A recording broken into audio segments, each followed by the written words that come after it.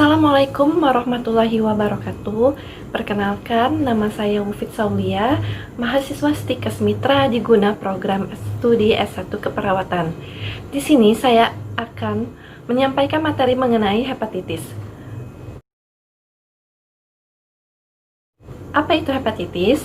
Hepatitis adalah suatu penyakit peradangan pada jaringan hati yang disebabkan oleh infeksi virus, obat, atau alkohol yang menyebabkan sel hati mengalami kerusakan sehingga tidak dapat berfungsi sebagaimana mestinya.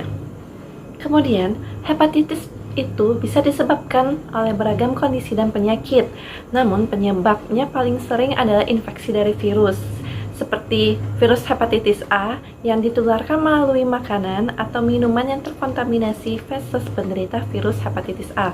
Kemudian ada virus hepatitis B, ini ditularkan melalui kontak langsung dengan cairan tubuh penderita. Cairan tubuh yang dapat menjadi sarana penularan hepatitis B adalah darah, cairan vagina, dan air mani. Kemudian ada virus hepatitis C, ini juga ditularkan melalui cairan tubuh. Penularan ini bisa terjadi pada saat berhubungan seksual, penggunaan jarum suntik bekas penderita hepatitis C, dan juga jika ibu hamil penderita hepatitis C ini bisa menularkan ke bayinya melalui jalan lahir ketika persalinan.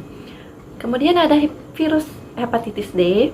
Virus ini tidak bisa berkembang biak di dalam tubuh manusia tanpa adanya virus hepatitis B, ditularkan melalui darah dan cairan tubuh lainnya.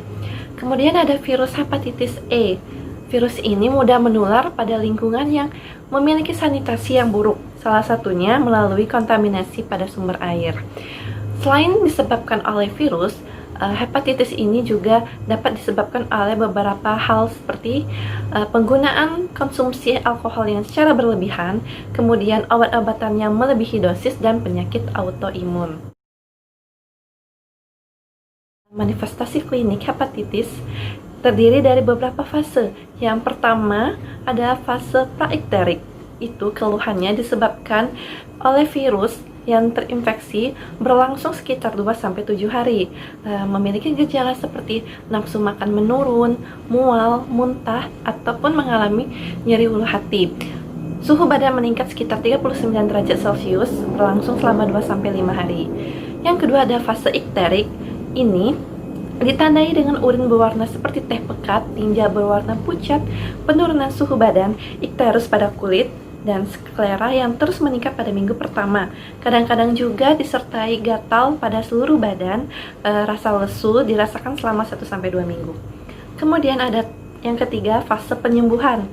Dimulai saat menghilangnya tanda-tanda ikterus, rasa mual, sakit di ulu hati, dan juga disusul bertambahnya nafsu makan. Rata-rata 14-15 hari setelah timbulnya masa ikterik. Warna urin pun tampak normal dan penderita mulai merasa segar kembali walaupun sedikit mudah capek. Baiklah, selanjutnya adalah patofisiologi dari hepatitis.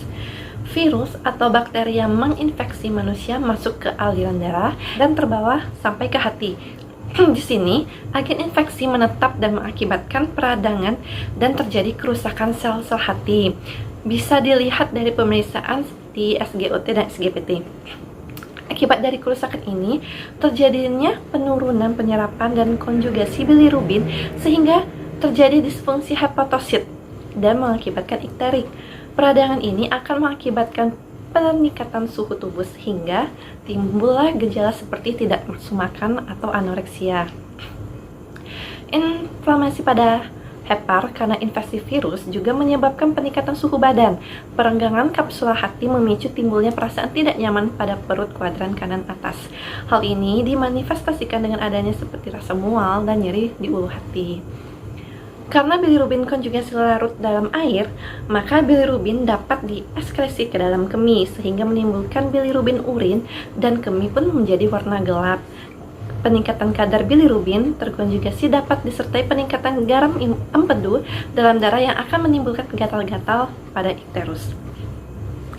Namun, sebagian besar klien yang mengalami hepatitis ini sembuh dengan fungsi hepar yang normal. Setelah melewati masanya, sel-sel hepar yang menjadi rusak dibuang tubuh oleh respon sistem imun dan digantikan oleh sel-sel hepar baru yang sehat.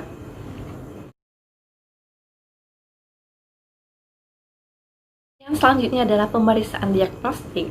Jadi, di hepatitis bisa melalui pemeriksaan yang pertama seperti tes fungsi hati, pemeriksaan SGOT dan SGPT, pemeriksaan darah lengkap, diferensial darah lengkap, alkalifostase, pemeriksaan feses, pemeriksaan albumin serum, pemeriksaan gula darah, pemeriksaan HbSAg, pemeriksaan massa protombin bilirubin serum, dan tes ekskresi BSP. Juga bisa melalui pemeriksaan scan hati dan urinalisa. Baiklah, selanjutnya adalah penata laksanaan dari hepatitis ini. Pada periode akut dan keadaan lemah, itu biasanya diberikan cukup istirahat dan juga diberikan obat-obat seperti kortikosteroid. Pemberian ini untuk menyelamatkan nyawa di mana ada reaksi imun yang berlebihan. Kemudian berikan obat-obatan yang bersifat melindungi hati seperti asam glukuronat, asam asetat, bekompion, dan kortikosteroid. Juga pemberian vitamin K bisa diberikan pada kasus yang cenderung perdarahan. Penyakit hepatitis dapat dicegah dengan melakukan beberapa langkah seperti cuci tangan dengan teratur dengan menggunakan air sabun, lakukan hubungan seks yang aman seperti penggunaan kondom dan tidak bergonta-ganti pasangan. Hindari berbagi penggunaan barang-barang pribadi seperti sikat gigi atau handuk, termasuk juga peralatan makan. Jaga daya tahan tubuh dengan mengkonsumsi makanan bergizi, olahraga secara teratur, dan istirahat yang cukup. Tidak mengkonsumsi alkohol dan nafza. Hindari mengkonsumsi makanan yang belum dimasak hingga matang dan air minum yang tidak terjamin kebersihannya. Lakukan vaksinasi hepatitis sesuai jadwal yang diberikan oleh dokter. Sekian dari penjelasan saya mengenai materi hepatitis. Semoga bermanfaat. Terima kasih. Wassalamualaikum warahmatullahi wabarakatuh.